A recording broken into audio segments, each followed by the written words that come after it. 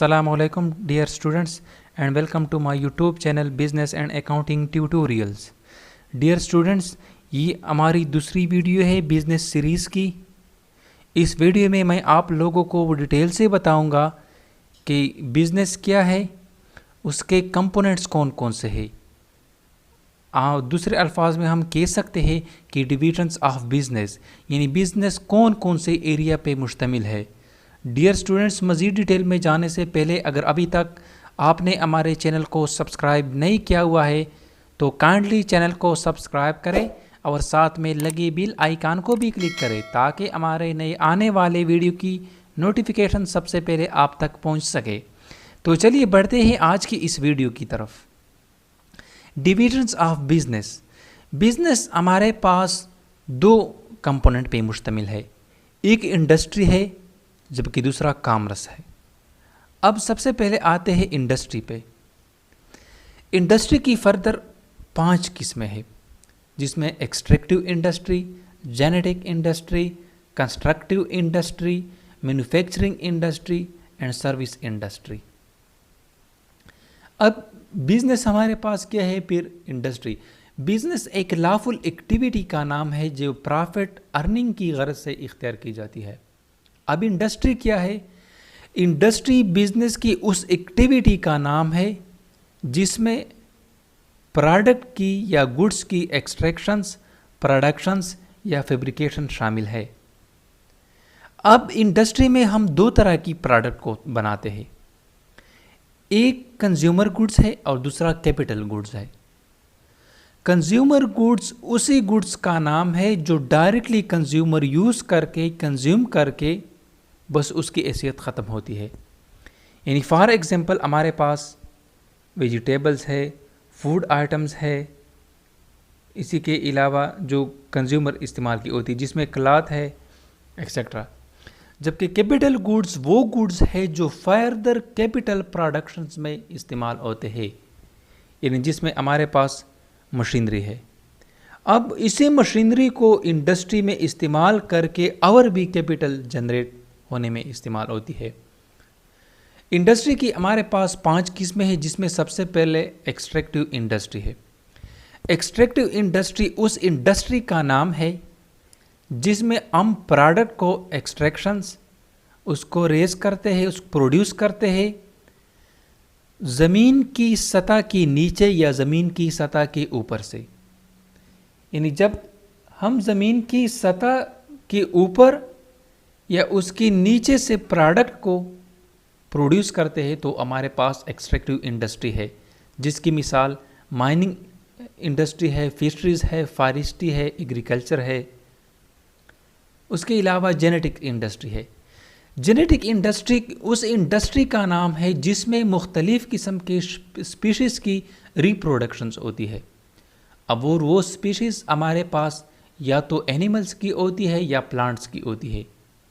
Genetic industry की मिसाल हमारे पास पोल्ट्री फार्म है, प्लांट नर्सरी है एक्सेट्रा। थर्ड नंबर पे हमारे पास कंस्ट्रक्टिव इंडस्ट्री है। कंस्ट्रक्टिव इंडस्ट्री यानी वो इंडस्ट्री शामिल है जो मुख्तलिफ़ किस्म के बिल्डिंग, कैनाल्स, ब्रिज, डैम्स या रोड्स वगैरह की कंस्ट्रक्शंस में काम करते हैं। इसके बाद हमारे पास मैन्युफैक्चरिंग इंडस्ट्री है। मैन्युफैक्चरिंग इंडस्ट्री उस इंडस्ट्री का नाम है जिसमें रॉ मटेरियल को सेमी फिनिश्ड गुड्स या फिनिश्ड गुड्स में कन्वर्ट करते हैं। अच्छा, फिनिश्ड गुड्स क्या है? फिनिश्ड गुड्स वो गुड्स है जो डायरेक्टली कंज्यूम करने होते हैं, जबकि सेमी फिनिश्ड गुड्स वो गुड्स है जिसको फर्दर प्रोसेसिंग की ज़रूरत है। मैन्युफैक्चरिंग इंडस्ट्री की मिसाल हमारे पास बाटा शूज़ है, शुगर्स मिल है, पेपर मिल्स है, इसके अलावा जो कार्टन मिल्स है, सीमेंट मिल्स है एक्सेट्रा। इस लास्ट में हमारे पास सर्विस इंडस्ट्री है। सर्विस इंडस्ट्री उस इंडस्ट्री का नाम है जो ऐसे प्रोडक्ट की प्रोडक्शन में इन्वॉल्व होते हैं जिसको हम ना टच कर सकते हैं और ना देख सकते हैं। यानी इनडायरेक्टली हम कह सकते हैं कि वो इंडस्ट्री जो सर्विसेज की फराहमी में इन्वॉल्व होते हैं वो हमारे पास सर्विस इंडस्ट्री है। यानी फॉर एग्जांपल एक डॉक्टर की सर्विसेज है, डॉक्टर की सर्विसेज को, कंसल्टेंसी को, एडवाइस को आप ना टच कर सकते हैं ना देख सकते, लेकिन वो सर्विसेज ऑफर कर रहे, अनटचेबल प्रोडक्ट ऑफर कर रहे। वकील की सर्विसेज है, हॉस्पिटल्स है, एजुकेशनल इंस्टीट्यूट है, एक्सेट्रा। इसके बाद हमारे पास कॉमर्स है, यानी बिजनेस दो हिस्सों पे मुश्तमिल है, एक कॉमर्स है और दूसरा इंडस्ट्री है। अब कॉमर्स हमारे पास फर्दर दो कैटेगरी पे मुश्तमिल है, एक ट्रेड है और दूसरा एड टू ट्रेड है या ऑक्सिलरी एंड बिजनेस एक्टिविटीज़। फिर ट्रेड हमारे पास दो कैटेगरी पे मुश्तमिल है, इंटरनल ट्रेड है और एक्सटर्नल ट्रेड है। अब इंटरनल ट्रेड की फर्दर दो टाइप्स है और एक्सटर्नल ट्रेड की फर्दर दो टाइप्स है, और एड टू ट्रेड तो हमारे पास 5-6 किस्म के हैं। अब सबसे पहले आते हैं कॉमर्स की तरफ। कॉमर्स में वो तमाम एक्टिविटीज़ शामिल है जो अशिया को जाए पैदाइश से लेकर जाए इस्तेमाल तक शामिल है, यानी इसमें वो तमाम एक्टिविटीज़ आती है जो अशिया को प्लेस ऑफ प्रोडक्शन से लेकर अल्टीमेट कंज्यूमर तक पहुंचाते हैं, यानी प्लेस ऑफ कंजम्पशन तक पहुंचाते हैं। तो कॉमर्स हमारे पास दो चीज़ों पर मुश्तमिल है, एक ट्रेड है और दूसरा एड टू ट्रेड है।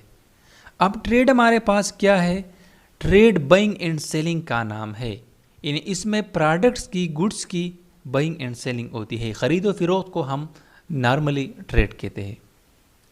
अब ट्रेड की दो टाइप्स है, इंटरनल ट्रेड है और एक्सटर्नल ट्रेड है।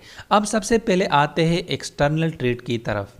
एक्सटर्नल ट्रेड हमारे पास दो मुल्कों या दो बाशिंदों के दरमियान ट्रेड का नाम है, लेकिन उसमें जो बाशिंदे अगर इन्वॉल्व होते हैं, पार्टीज़ या पर्सन इन्वॉल्व होते हैं, वो दो मुख्तलिफ़ किस्म के कंट्रीज़ में रहते हैं।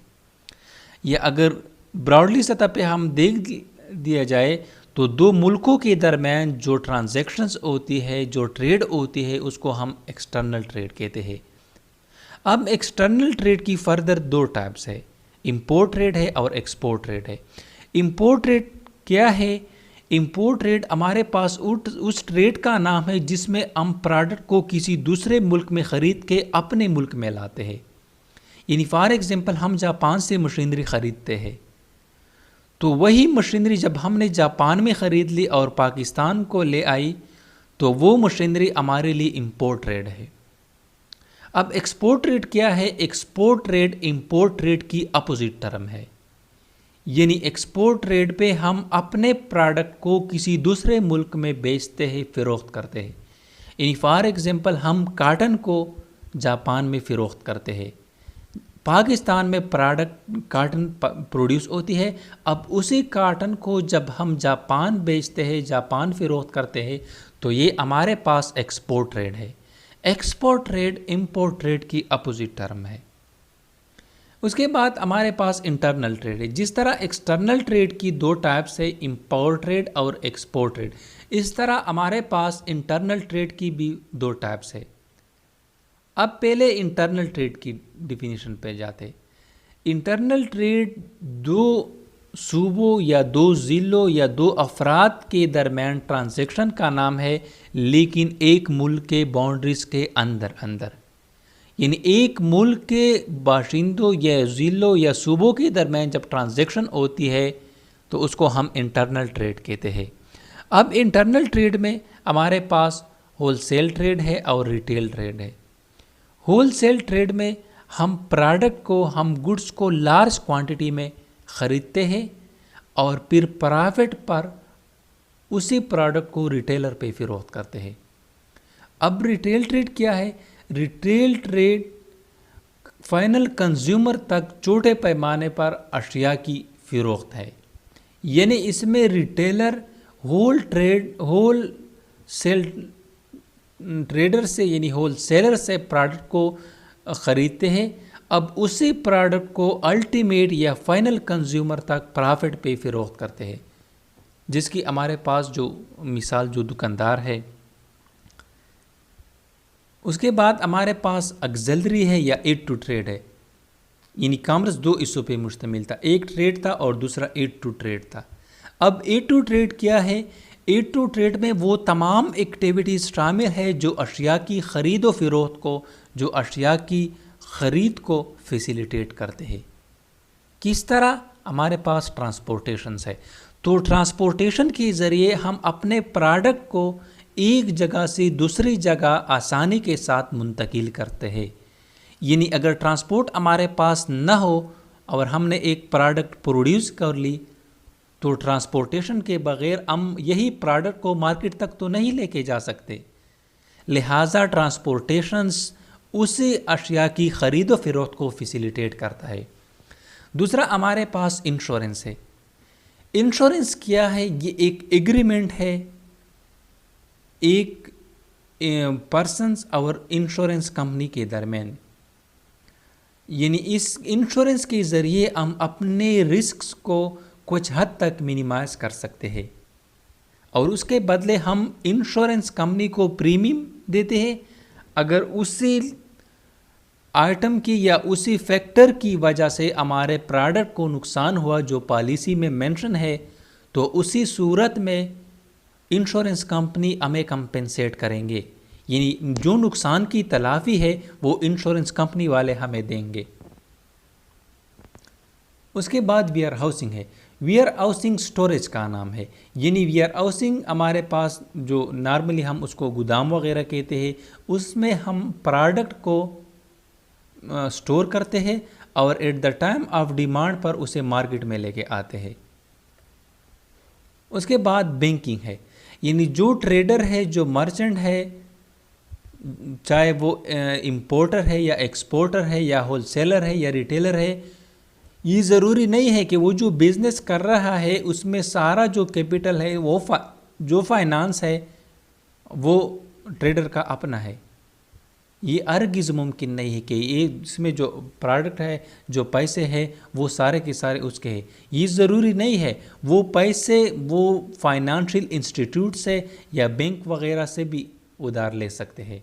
तो बैंक बिज़नेस को, अशिया की ख़रीदो फ़रोख्त को फैसिलिटेट करते।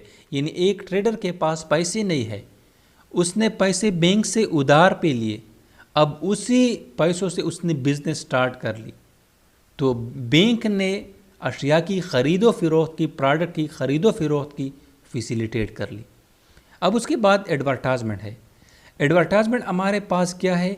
एडवर्टाइजमेंट एक नॉन पर्सनल प्रेजेंटेशन का नाम है जिसमें हम अपने प्रोडक्ट को कंज्यूमर तक आइडिया पहुंचाते हैं। ये आइडिया हम न्यूज़पेपर्स के ज़रिए भी दे सकते हैं, मैगज़ीन्स में भी दे सकते हैं, उसके अलावा रेडियो टेलीविज़न्स के ज़रिए हम अपने प्रोडक्ट की एडवर्टाइजमेंट कस्टमर तक कर सकते हैं। इसके बाद मर्केंटाइल एजेंट है। मर्केंटाइल एजेंट्स वो मिडल्समैन है या वो पर्सन्स है जो बायर और सेलर को एक पॉइंट पे लेके आते हैं। यानी जिसको हम ब्रोकर भी कह सकते हैं, स्पेकुलेटर भी कह सकते हैं, एजेंट भी कह सकते हैं। यानी ये वो बंदे हैं जो बायर और सेलर के दरमियान सौदा करते हैं और उसका जो मुआवजा होता है वो अपनी कमीशन की शक्ल में लेते हैं। जी दोस्तों, ये आज की हमारी वीडियो थी जो कि बिज़नेस सीरीज़ की दूसरी वीडियो है। उम्मीद है हमारी ये वीडियो आपको पसंद आई होगी। मज़ीद इंटरेस्टिंग वीडियो के लिए हमारे चैनल को सब्सक्राइब करें और अपने फीडबैक का इजहार भी कमेंट में लाजमी दीजिए।